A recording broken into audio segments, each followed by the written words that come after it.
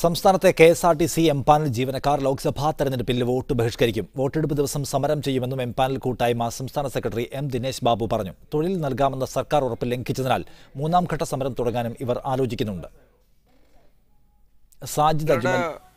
സമരവുമായി ബന്ധപ്പെട്ട് 47 ദിവസം നീണ്ടുനിന്ന അതിശക്തമായ സമരവുമായി ബന്ധപ്പെട്ട് ഗവൺമെൻറ് ഞങ്ങൾക്ക് തന്ന ഉറപ്പ് പരിപൂർണമായി ലംഘിച്ചിരിക്കുകയാണ്. അപ്പോൾ ഈ രീതിയിൽ ആണ് മുന്നോട്ട് പോകുന്നതെങ്കിൽ തീർച്ചയായും ഈ ലോക്സഭാ ഇലക്ഷൻ കേരളം കണ്ട ഏറ്റവും വലിയ ഒരു ബഹിഷ്കരണത്തിലേക്കാണ് കാര്യങ്ങൾ പോകുന്നത്. കാരണം നമ്മൾ ഒരുപാട് ബഹിഷ്കരണങ്ങൾ കണ്ടിട്ടുണ്ട്. ആ ബഹിഷ്കരണങ്ങളൊക്കെ ഒരു മണ്ഡലത്തിൽ ഒതുങ്ങി നിൽക്കുന്നതാണ്. പക്ഷേ ഇത് 20 മണ്ഡലങ്ങളെയും ബാധിക്കുന്ന തരത്തിൽ 4000 കുടുംബങ്ങൾ വോട്ട് ബഹിഷ്കരിച്ച് നിയമസഭയിലേക്ക് മാർച്ച് ചെയ്യാനുള്ള തീരുമാനമാണ് ഞങ്ങൾ എടുക്കാൻ പോകുന്നത്. സാജിദ് അജ്മൽ കൂടുതൽ വിവരങ്ങളുമായി. സാജിദ്, എന്താണ് എംപാനൽ കൂട്ടായ്മയുടെ തീരുമാനം?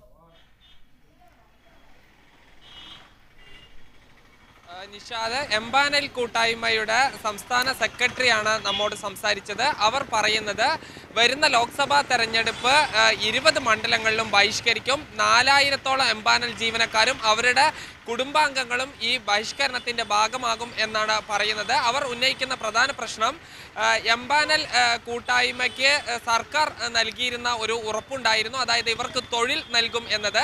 എന്നാൽ ഈ തൊഴിൽ നൽകുന്നതുമായി ബന്ധപ്പെട്ട് ഇപ്പോൾ സർക്കാർ അതുപോലെ തന്നെ KSRTC മാനേജ്മെൻറ്റും യാതൊരു നടപടിയും സ്വീകരിക്കുന്നില്ലെന്ന് മാത്രമല്ല പല ഡ്രൈവർമാരും കണ്ടക്ടർമാരായി ജോലി ചെയ്തിരുന്നു. ഇത്തരം ആളുകളെ കൂടി ഇപ്പോഴും അതേ ജോലി തന്നെ തുടരുന്നു. എംപാനൽ ജീവനക്കാർ തിരിച്ചെത്തിയിട്ടും ഇവർക്ക് ജോലി ലഭിക്കാത്തൊരു സാഹചര്യമുണ്ട്. അതുകൊണ്ട് തന്നെ അടുത്ത ഘട്ടത്തിലേക്ക് സമരം കടക്കുകയാണ്.